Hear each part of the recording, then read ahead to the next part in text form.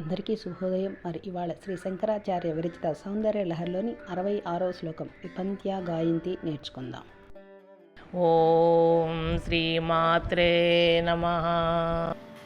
విపంచా గాయంతి వివిధమపదానం పశుపతే స్త్వయారాబ్దే వాక్తుం చలితశిరసా సాధువచనే త్వదీయైర్మాధుర్యై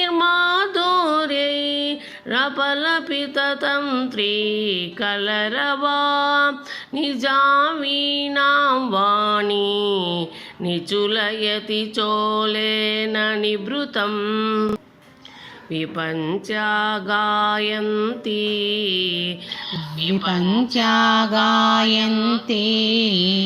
వివిధమపదానం పశుపతే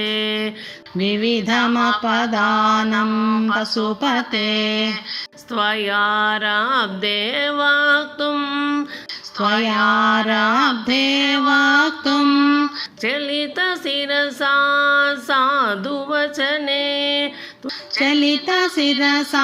సాధువచనే త్వదీయైర్మాధుర్యై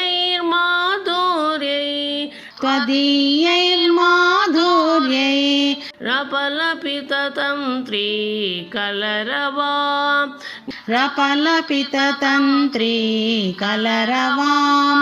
నిజాం వీణాం వాణి నిచులయతి చోలేన నిభృతం. విపంచా గాయంతి వివిధమపదానం పశుపతే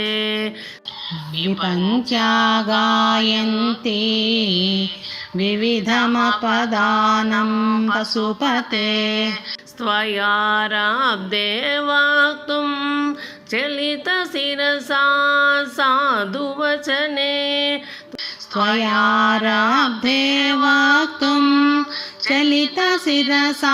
సాధువచనే త్వదీయైర్మాధుర్యై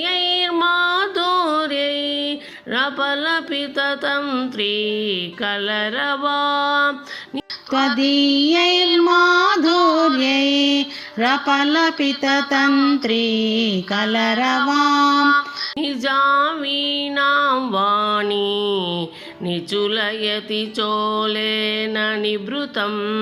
నిజాం వీణాం వాణి నిచులయతి చోలేన నిభృతం. విపంచా గాయంతి వివిధమపదానం పశుపతే స్త్వయారాబ్దే వాక్తుం చలితశిరసా సాధువచనే త్వదీయైర్మాధుర్యై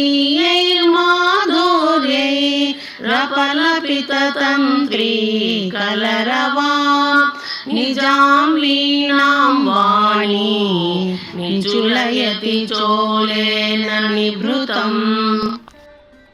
తల్లి సరస్వతీదేవి వీణను శృతి చేసి నీ ఎదుట పశుపతి వీరగాథలను గానం చేస్తుంటే నువ్వు ఆనందం పొంది ఆమె పాటను మెచ్చుకుంటూ ప్రశంసా వాక్యాలు చెప్పబోతుంటే నీ మాటల మాధుర్యం తన వీణానాదం కంటే మాధుర్యం కలదని తెలిసి ఆమె తన వీణను పైన ముసుగుతో కనపడకుండా కప్పివేస్తోంది.